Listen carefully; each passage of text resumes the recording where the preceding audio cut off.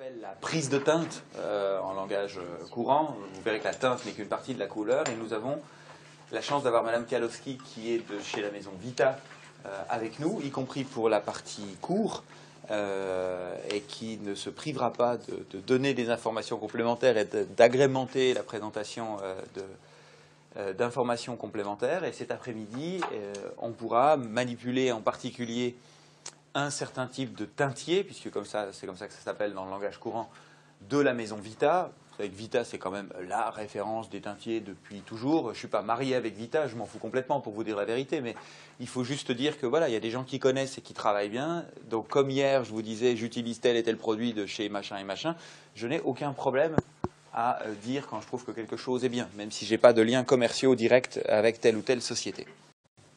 Alors, le choix de la couleur, c'est quand même quelque chose de relativement important. On a vu en préambule que cette dentisterie avait ça de joli, qu'elle nous apportait des résultats esthétiques plus facilement qu'avec les techniques conventionnelles de couronne, en particulier couronne céramo-métallique.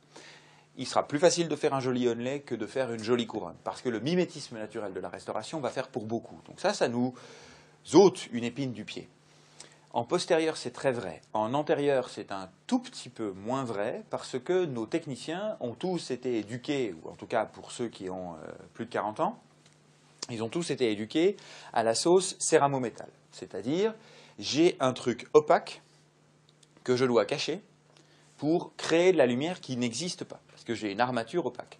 Je ne suis pas certain que le fait d'utiliser beaucoup de la zircone maintenant nous apporte quelque chose, parce qu'apparaître du métal blanc, c'est quand même exactement la même chose du point de vue de l'opacité.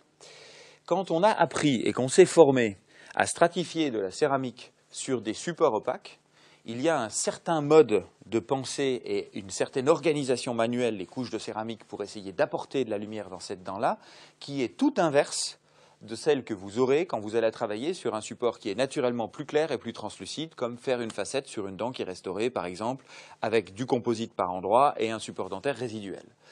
Donc il ne faut pas penser, et c'est pour ça parfois qu'on a peut-être des échecs ou que vous en avez peut-être, que je ne comprends pas, on m'a expliqué que les facettes, c'était toujours plus joli parce que ça se fondait dans le paysage. Je faisais des couronnes très correctes. Depuis que je demande à faire des facettes, j'ai des résultats qui sont parfois catastrophiques, parce que peut-être c'est une gymnastique qui n'est pas maîtrisée par le laboratoire, parce qu'encore une fois, elle est très différente de la gymnastique habituelle. Et puis même pour nous, et l'enregistrement de la couleur, ce qu'on fait généralement au cabinet, si vous pouvez confier ça au prothésiste, à mon avis, c'est une excellente chose, mais si on le fait généralement au cabinet, eh bien, on n'a pas non plus nous-mêmes une bonne façon d'interpréter les choses. Alors le but de ce cours, c'est de se dire, voilà, toujours pareil, la méthode pour les nuls. Je n'ai pas l'œil américain, je n'ai pas un ressenti spécial, je n'ai pas un feeling super avec les couleurs, ce qui est mon cas, mais je veux juste une sorte de méthodologie reproductible qui me permette de ne pas trop me tromper.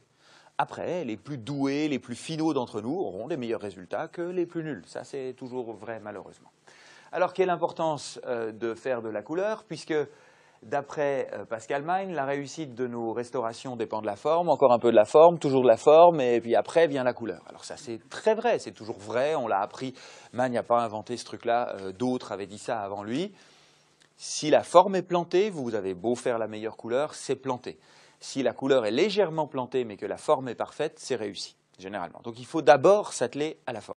Après, ça ne gâche rien s'il y a de la couleur, et si vous êtes comme Picasso, vous vous dites « je m'en fous complètement », mais on n'est pas dans quelque chose de créatif, on est dans un esprit de reproduction, d'imitation, d'émulation. Donc c'est tout à fait différent.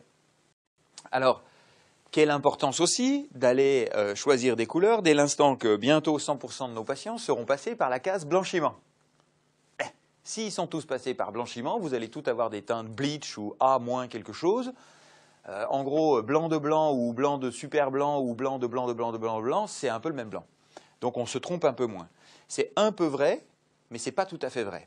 Parce que plus c'est blanc, plus les dents après blanchiment sont aussi lumineuses, et plus les dents sont lumineuses, plus elles sont difficiles à reproduire, la lumière étant le facteur, la luminosité le plus difficile à reproduire et le plus important dans le rendu final. Donc ça peut simplifier un petit peu les choses. Souvenez-vous de cette patiente. On a intérêt à faire des blanchiments et les patients vont nous le demander, mais ce n'est pas parce que c'est éclairci que c'est forcément plus simple.